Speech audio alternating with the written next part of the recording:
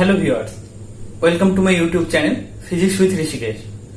Today we are going to start a new series. We'll learn the physics of class 10 of ICSE syllabus. Okay, you have to first visit my channel Physics with Rishikesh, then go to the playlist. I'll make a different playlist.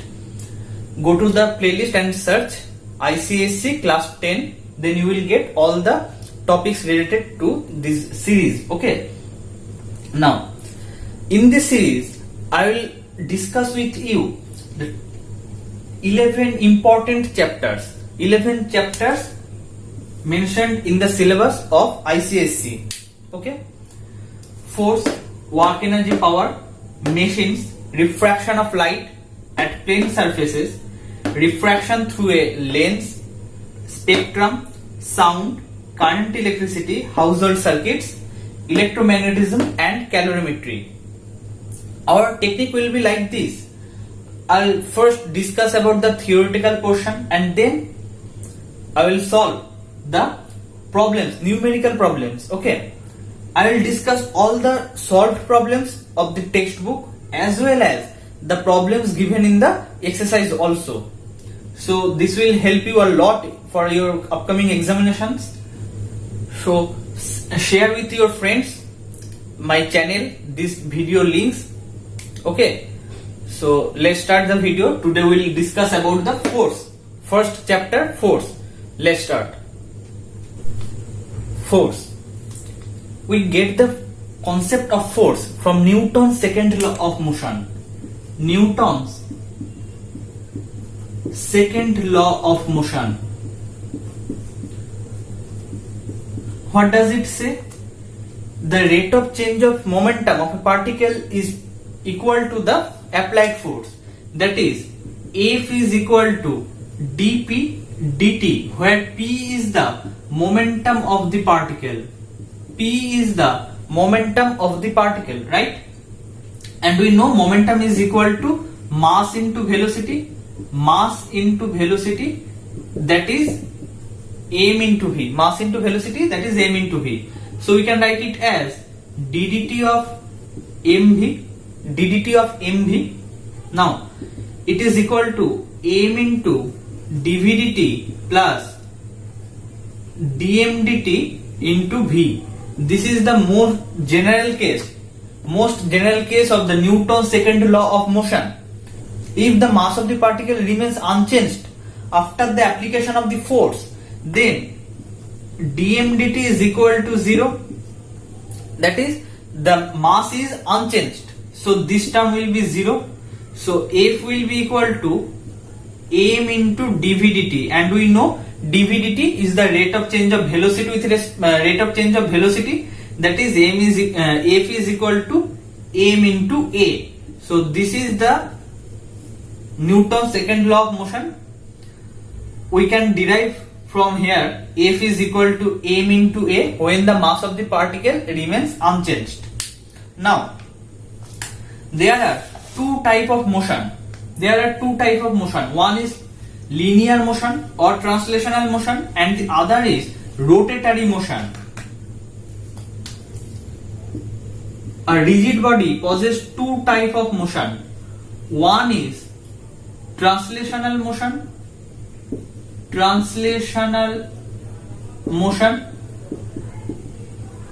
and the other is rotational motion.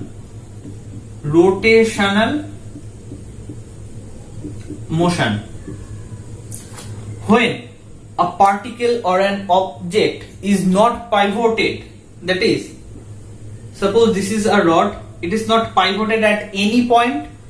So if we apply a force, it will move in this direction. If we apply a force, it will move in this direction, right? Now if the same rod is pivoted,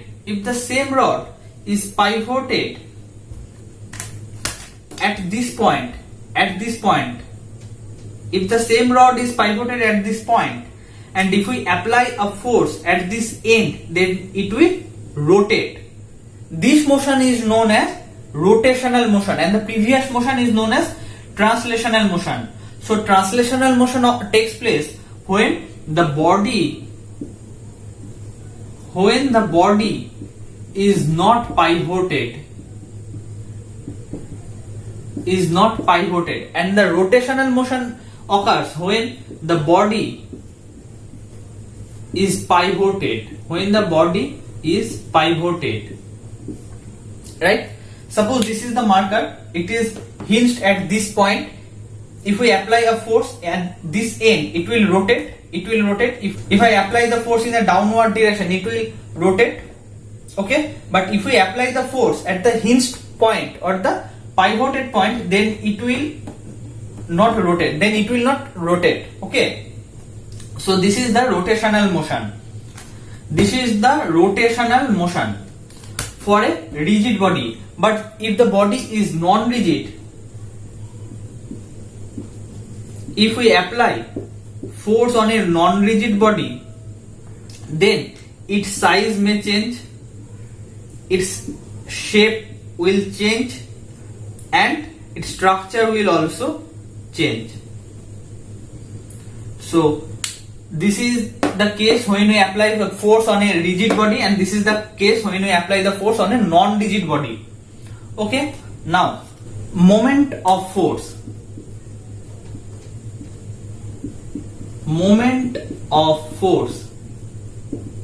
What is the moment of force?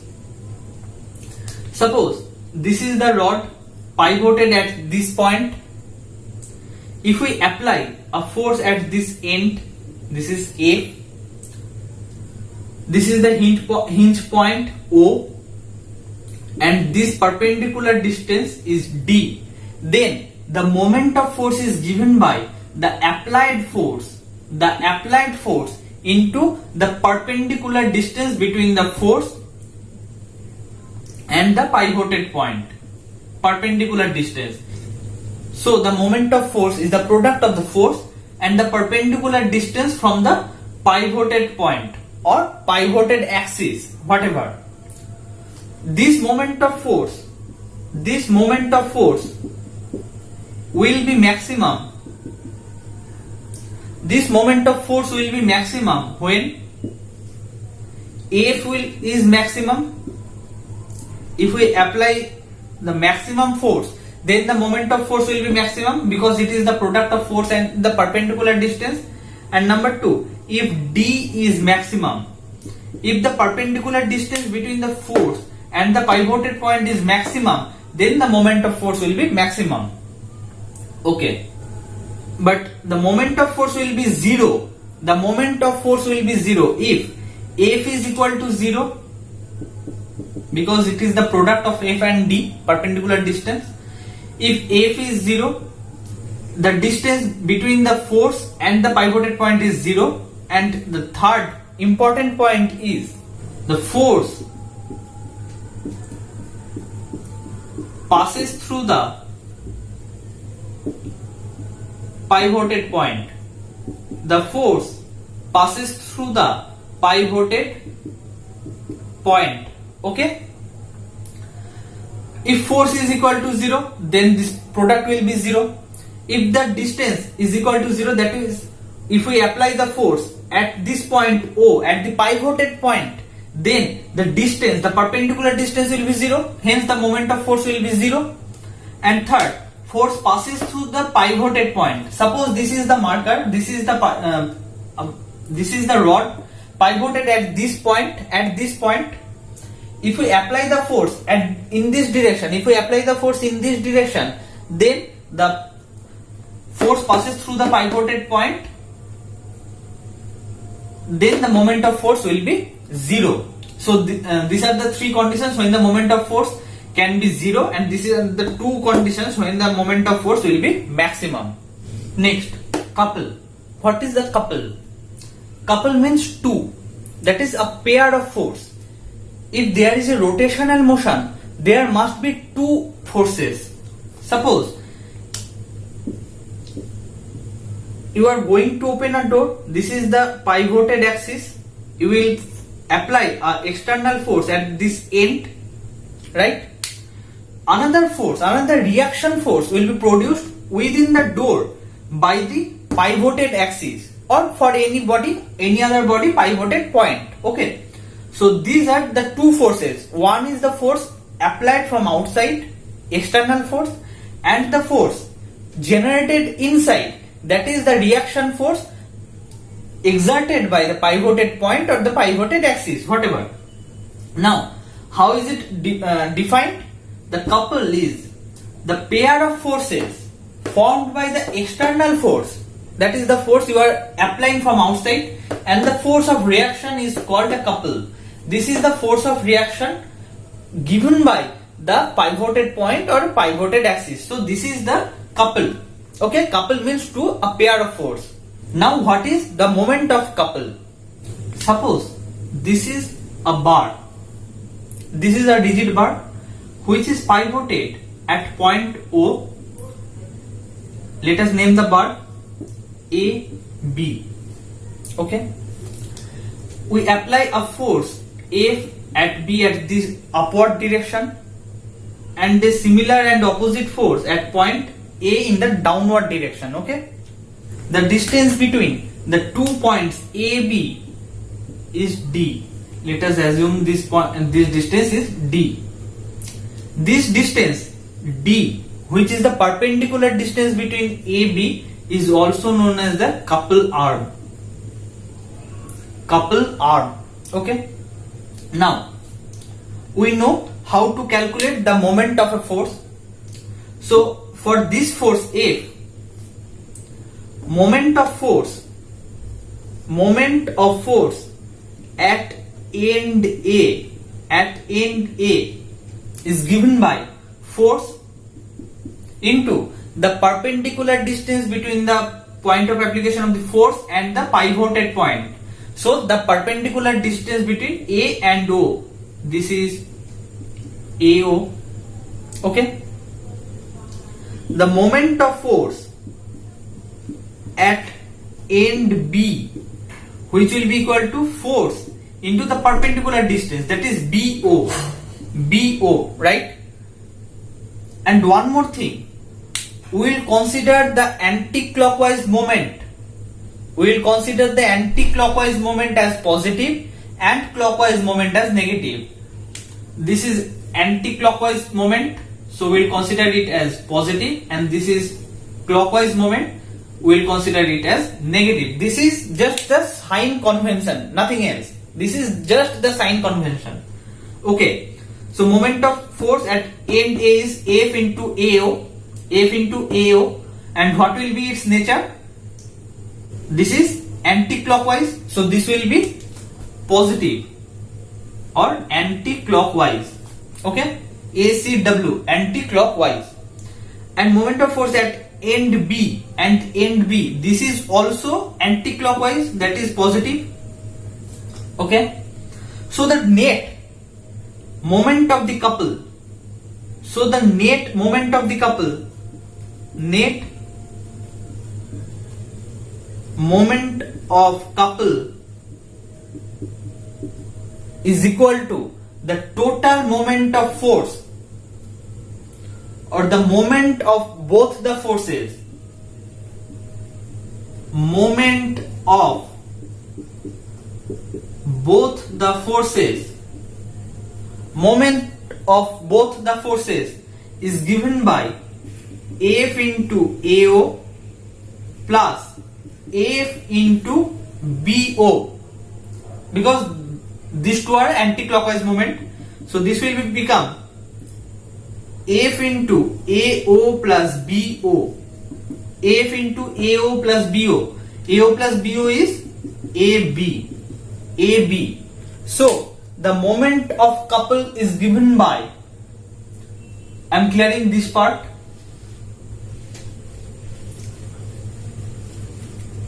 So the moment of couple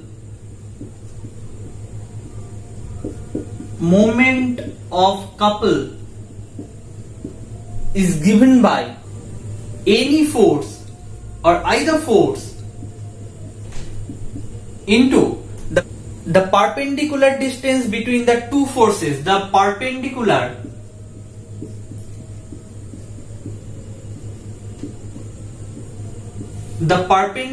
distance between the two forces, they are equal force, their magnitudes are equal. Couple means two forces, a pair of force and equal force, their magnitudes are equal. So any force and the perpendicular distance between the two forces, this product is known as the moment of couple. Okay, and we have assumed a sign convention, that is for anti-clockwise moment we will consider positive and for clockwise moment we will consider negative. Next part is principle of moments. Suppose several forces are acting on a body, and the body is pivoted. Okay, so the body will tend to rotate about its pivoted point or pivoted axis, and the moment is calculated by taking the algebraic sum of the total moment of force by considering all the forces. And this principle of moments states that the sum of the anti-clockwise moment, the sum of the anti-clockwise moment will be equal to the sum of the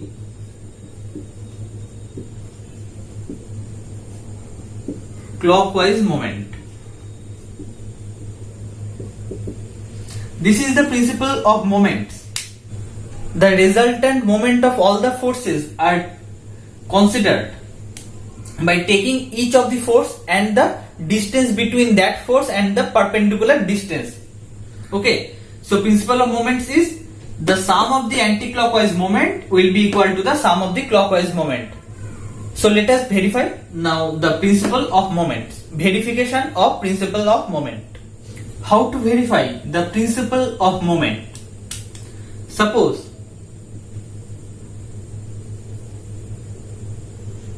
this is a rigid bar which is suspended from a point, rigid point O. Okay, this point is M. At point A and point B, two weights are hung. This is W1 and this is W2 by two spring balances. Okay, so this is a meter rule. AB is a meter rule. Two weights W1 and W2 are suspended from points A and B by the support of two spring balances. Okay, now the moment of force due to this weight W1 is in the clockwise direction, that is this, and the moment of force due to this weight W2 is in the anti-clockwise direction. So we can write that the clockwise moment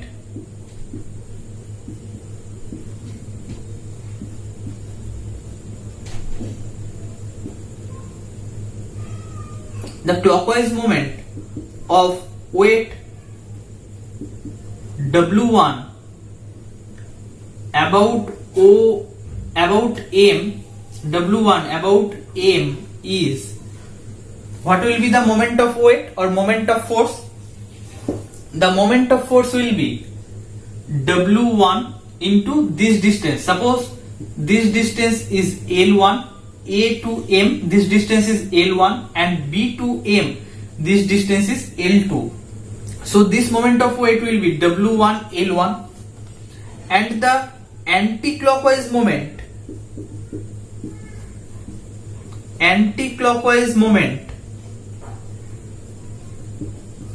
of weight W2 about M is this force and this perpendicular distance. This product will be the anti-clockwise moment. So W2 the product of W2 force and the perpendicular distance L2.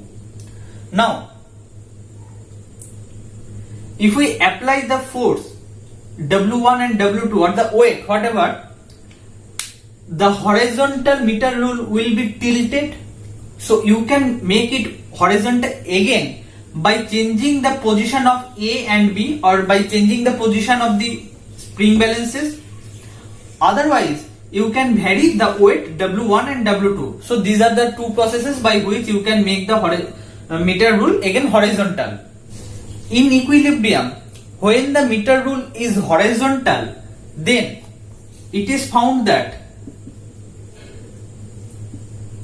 in equilibrium, it is found that